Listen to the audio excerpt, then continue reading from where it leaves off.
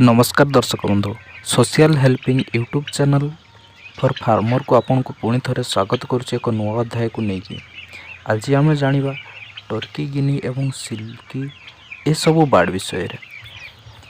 तो ये सब साधारणतः सो बार्ड हिसाब से व्यवहार करा जाय आसुथिला वर्तमान किंतु आज ताहाकू बहुड़ भाव में मांस रूप में व्यवहार करिछि। तो टर्की देखा बहुत सुंदर होता है और ताकू लोक मैंने तेणुक बहुत भाव चाहिदा तार रही किंतु चाहिदा अनुसार मार्केट रे तार मांस आवश्यक मुताबक मिल पारना। दिन को दिन यार अधिक चाहिदा बढ़ी चलती जहाँफल कि जदि कौन फार्मर टर्की चाष करने को चाहूँगी ताहले जदि से चाष करती मिनिमम से गोटे मासरे 50 ରୁ 70 हज़ार मध्य इनकम करें। जदि ताठू अधिक आपन टर्की सिल्की किंबा गिनी रखुंट से अनुसार अधिक रू अधिक लाभ करें। मन कर आपन रखुंट 100 बार्ड रे आपणकर मिनिमम आपणकर लक्ष रु अधिक आपन लाभ करें।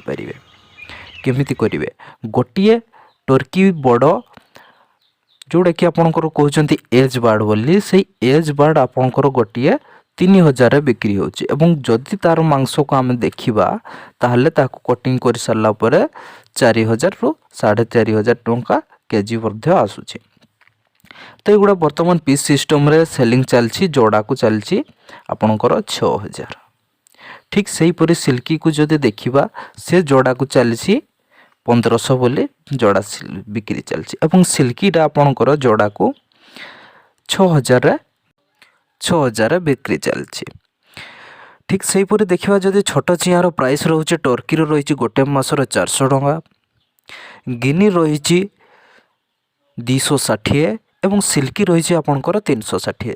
एगुड़ा सब गोटे गोटे मासर चिक्स आपड़ पाइपारती एवं आप जहाँ पाखे नौकरी गोटे मासर चिक्स नियंतु कारण एगुड़ी को फिडिंग करवा सहज हो न था छोट समय। तेणुक आप एगुड़ी को बड़ चिक्स ही नापी चाहतु एवं एगुड़ी को आपणकर देखु जदि आम देखा एगुड़ा को केते दिन बड़ होता ना एगुड़ा आपणकर 4 मास भितर एमने 700 ରୁ 800 ग्राम पर्यंत एवं किले पर्यंत हो जाती। तो एगुड़ी अंडा मध्य प्रचुर रूप से देती सबुठ अधिक आपणकर गिनी फल अंडा देती। तो अंडार परिमाण देखा जदि गिनी फल आपणकर रोची 120 ରୁ 150 भितर रोची एवं सेठी देखा टर्की ता तुलन 50-60 एवं हाइस्टली 80 अंडा देती। ठीक से जदि आप चाहते गोटे अंडा को आपणकर 250 एवं 250 भितर गोटे अंडा आपणकर सेलिंग चलती। तो जेहेतु आपणकर मार्केट रे वर्तमान चाहिदा टर्की गिनी सिल्की रो बढ़ी चलती तेणु आपण एगुड़ी को रखिले आपणकर भविष्य बा आपणकर 2 मास भितर आपण अधिक लाभ करें। एवं एगुड़ा को खाइबा को कौन देवे देखंतु गोटे मास आसला बेले ट्राभेलेबल ओआरएस देवे एवं ता परिवर्ते समय किसी विटामिन एवं क्विक बस्टर देवे जोटी कि आपन शीघ्र ग्रोथ हेबो। एवं ता सहित आपन जतिक समान को बाहर छाड़छन्ते फ्री रेंज रे सबुज घास गुड़ी को खाइले समान अधिक शीघ्र हुष्टपुष्ट एवं अधिक सुंदर सहित अधिक ओजन मध्य आसी थाए। तेणुक फ्री रेंज रे एवं को छाड़वा को चेष्टा करंतु। धन्यवाद। पुणी थोड़ा आम कही रखुचु भिडियोटी जदि आपन को भल लगी ताले लाइक शेयर एवं सब्सक्राइब करें।